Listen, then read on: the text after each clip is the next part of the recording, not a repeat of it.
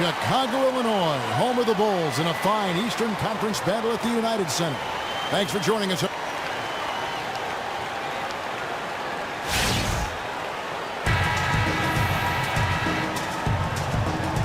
and gentlemen, ready? So Detroit will get the first possession. All fueled up and ready to go. Let's check out who's on the floor, courtesy of Gatorade. On the floor for Detroit, Morris is down low with Drummond. Jackson and KCP are in the backcourt together. And it's Harris in at the three slot. Here's Rondo. Here's Gibson. So he gets the whistle. Contact on the way up and two shots coming up. Nice work to get it inside and draw the contact. The Bulls shooting their first free throws. First trip to the line in this one. And look back a season ago. They did a solid job at the line. About 79% of their free throw. One area the Pistons will be working on this season, Chris, is their play off the bench. And the Pistons bench has improved over the course of last season, but it was still an Achilles heel for them at times. They just didn't have the scoring punch off of the bench. And a lot of that was related to not having a playmaker leading the way for the second unit. Here's Morris. Chicago grabs the miss. He's not very smooth down in the low post, but still, he should make those shots regardless. And Gibson kicks to Wade. It's good. Wade's got his first 2 points. And just dropping the ball down inside, a timely assist. We're about 1 minute into the first. Rondo against Jackson. Kicks to Drummond. That's good. And it's Jackson with the assist that time. Drummond's got his second basket. Detroit on D. Wade outside. Takes the three. Doesn't get it to drop for him. Now the Pistons take it the other way. To the right side. And the wide open shot for Morris. Again the miss by Morris. And I thought that was going to drop. It looked good from here. Wade drives in. Can't connect from short range. He's usually very dependable from that range, but the D got themselves in that play and got him off kilter. A lot of players who play like Wade will have brief careers due to the stress it puts on their body. You know, Greg, Wade has had his share of injuries in his time in the NBA, but he is still putting up big numbers despite all the bumps and bruises. That's a great point. Undersized guards take a beating when they are attacking the basket. Wade has missed a lot of games, but he's been healthy when it matters most. He's also done a good job to adjust his game to be a danger when he's not barreling through the lane. They have a chance to go 2 for 1 here. Let's see how they play the clock. Butler kicks to Rondo. Back to Butler. Feeds it to Wade.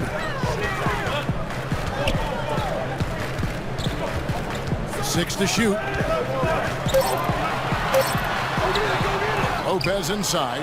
Looking on Drummond. Basket counts. And he's in attack mode, crashing the glass, then goes right back up with it. Rondo against Jackson.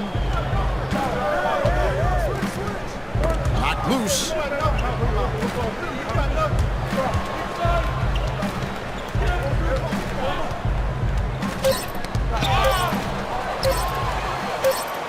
Rondo. And so the first. Each important point along the way. You know, he's a self-made player, and if Butler can stay healthy, boy, the sky's the limit. And now the second quarter just getting set to start. And before we move on, what do you guys think about what we've seen so far from the Bulls? Defense paying huge dividends for them through the first. You're right. They've been extremely active, physical, really dictating the flow of this game. On the floor for Detroit, Ish Smith is out there with Contavious Caldwell-Pope. Then it's Johnson. Then it's Aaron Baines. And it's Lure in at the 4 slot. Here's the screen. Passes it to Smith. 5 on the clock. From deep. And the rebound goes to Lopez. Lopez has got 3 rebounds now in this one. Well, the numbers say it, Chris. NBA players have on average gotten bigger and bigger over the years. The game requires more movement. There's more movement on the offensive end, certainly, with teams now instituting different styles. Do you think that creates an issue of wear and tear, especially on the bigger players? And if that is the case, how should the league address that? No, I just think wear and tear is specific to the individual, to the style of play of the individual, to the certain play of the individual. You know, it's not, I don't think you can just make a blanket statement and say it's too many games for everyone to play. Everyone is different. Everyone handles injury different. I think what we need to concentrate more on than the glass being half empty is the fact of what can we do better in the area of rest and recovery? What can medicine, what can science, what tools are out there that guys can rest and recover? Because the fact of the matter is, when it's over, it's over. You're a young guy, you're playing, you have the energy. You know, I can't remember a playoff game ever being so tired that I couldn't play from wear and tear because these were the moments that we waited for. So this is the NBA. This is the toughest sport in the world. And part of that is the grind of the 82-game schedule. You know, I really don't see anything wrong with that. Great answer. No, I tell you what, he earned his money on that foul. The Pistons shooting their first shots from the stripe in this game. And looking at last season's numbers, down below 70% as a team from the line. And really, you got to commend the Bulls for the success they've had in the draft. You look at that roster, you see a ton of big-minute players who were drafted by the Bulls. They've done a great job of finding players to fill roles within that team. Here's what Chicago's going with right now. Taj Gibson's checked in for Lopez. Tony Snell comes in for Doug McDermott. Butler, he's checked in for Valentine. Rajon Rondo subbed in for Jaren Grant. Jackson against Rondo. Marjanovic is screen on Rondo. And Harris wide open. He shoots off target from outside. The Bulls leading by 6. 3 seconds separate the shot clock and game clock. Yep, it counts. 6 points for Taj Gibson. They should continue to get the ball inside. The defense struggling to contain them. Now Jackson. Quiet so far offensively, searching for his first points of the game. They set the pick. Pass to Johnson. From deep three-point range. Got it off in time, but it's no good. And we've reached halftime in this one. It's the 2K Sports Halftime Show. Hello again, everybody. Ernie Johnson. It was a closely contested first quarter for Chicago. At the end of the period, they held a 4-point lead. And, Shaq, what did you see out there from the Bulls? In simple truth, they just got hot. Didn't matter what the... And that wraps up half.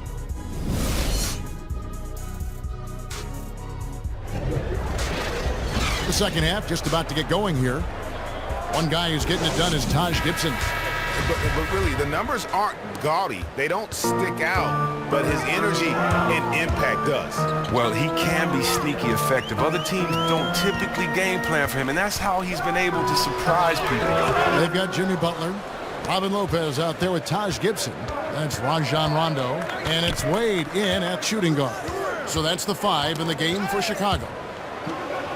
And the officials signal the backcourt violation. Not very careful there.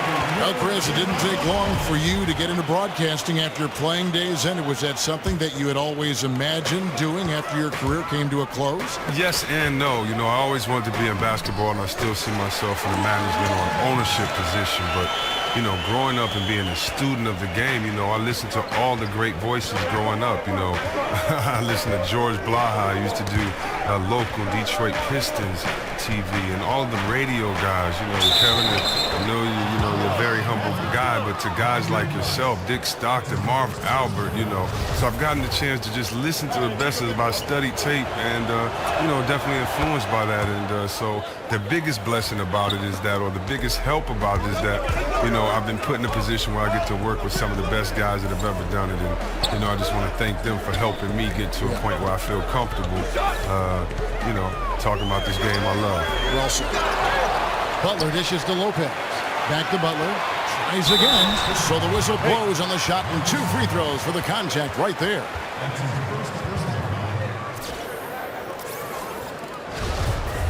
And when you talk about what a two-way player is in the NBA, Jimmy Butler epitomizes that. I mean, he can carry a team on offense in so many ways. You know, he came up more so as a defender and has continued to wear that role with pride. And I think that's one reason why, if you're a Bulls fan moving forward, you have to feel good knowing that he's one of the cornerstones of your franchise.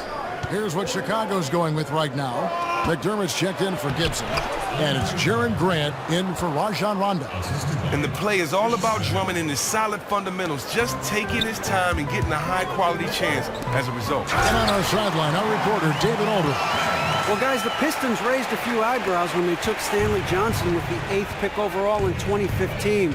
Now, he's a great, great athlete, but some thought there were better basketball prospects available. But Stan Van Gundy says what you've got to bank on is a player's work ethic and commitment to being great. There's just something about him. He is a great, great competitor. Kevin? And he's built like a tank. T.A., thank you very much.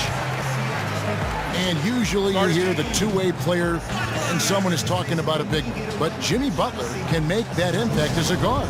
And that is what makes him special. I mean, few shooting guards can match his prowess and wingspan, coupled with his defensive instincts. And his leadership comes from the fact he plays on both ends of the floor. Catching up on the changes for Chicago. Mirotic is checked in for Lopez. Tony Snell comes in for Jimmy Butler. And it's Valentine in for Dwayne Wade. Smith on the wing, covered by Mirotic. Offensive rebound, Drummond, and you can count it. He'll go to the line with a chance to make it 3.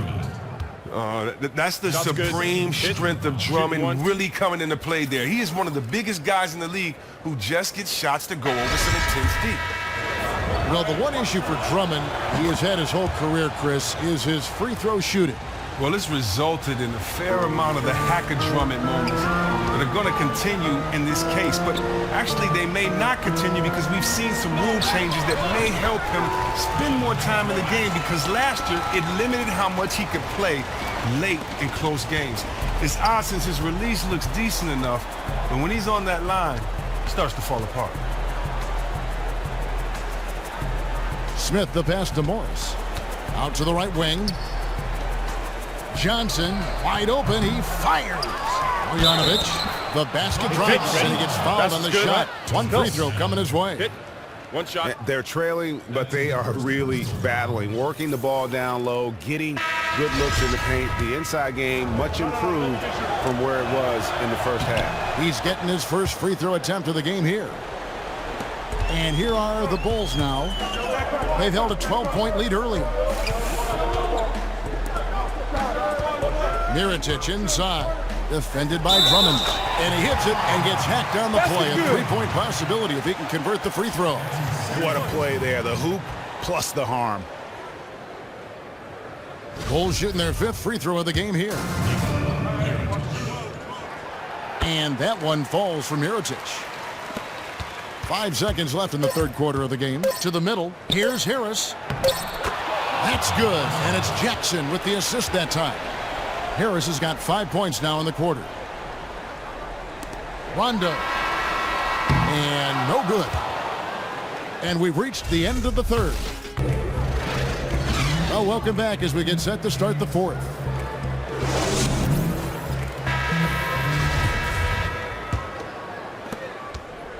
Pistons trail by 9, and on the floor for Detroit here in the fourth. On the wings, Caldwell, Pope, and Harris. Bogdanovic is out there with Andre Drummond, and it's Jackson in at the 1. Puts up a 3, and Will Pope with a wide open look, and the 3 off target. And you don't want to give up that kind of look too often. The shot by Butler, nobody around. Off target from three-point range. Rondo against Jackson. And there's Drummond. That's good on the assist by Jackson. And that's now 11 points for Drummond. They are just killing them on the interior. Rondo kicks to Gibson. And he drops it in from the low post. Yeah, sloppy D there. You can't let him get the ball in his hands down there. That's just a total breakdown on defense. Man, there's no reason why he should be allowed to catch the ball that close to the basket. And it's Rajon Rondo with the foul. That's his first foul. Lopez, he's checked in for Taj Gibson. And the Pistons making a change here as well. Morris is checked in for Marjanovic. Rondo against Jackson. Here's Drummond. That one, no good. Good D by Lopez. Chicago leading by 9. Wade dishes to Lopez. And stolen by Drummond. And here we go. The Pistons fast break. Jackson's got the ball. That's what we call good defense in the paint. Worth its weight in gold. Well, that's just a stupendous effort by him right there. He stopped him dead in his tracks. Pistons trail by 9.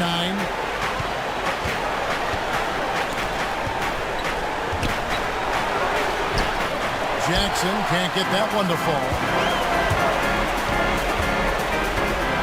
Mirotic, the pass to Rondo. The basket drops, and he gets fouled on the shot. One free throw coming his way. And we'll just watch the clock wind down, guys, in what will turn out to be a win here for the Bulls. You know, it's tough to put your finger on the deciding factor in this one, but I'd say that the shooting accuracy made the difference. Yeah, I think you're on point, Kevin. They got better looks, and that tends to lead to a better field goal percentage. And a great team effort, but still, what an individual performance for Lopez. And look, the conversation about this win starts and ends with his performance. You can't find an area of this game where he wasn't front and center in what they were doing. He was their leader tonight, no questions about it.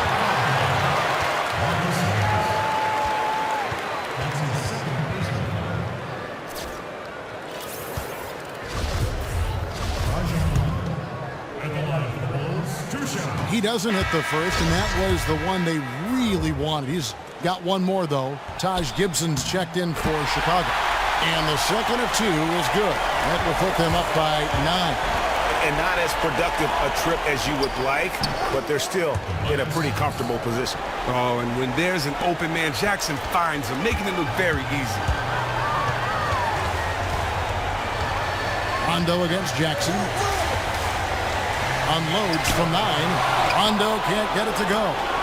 And it would take divine intervention for them now to get back in it. Yeah, I'd have to say, guys, I don't think the man upstairs is really focused on the comeback. Buries it. And now they trail by just 4. Okay, and when the game is on the line, Caldwell Pope stays ready to take the shot. Just a great player to go to in these type of spots.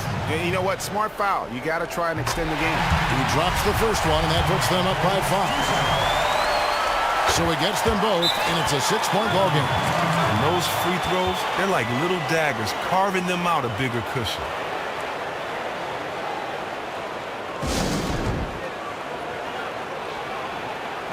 We've got to improve on our offensive execution, gentlemen.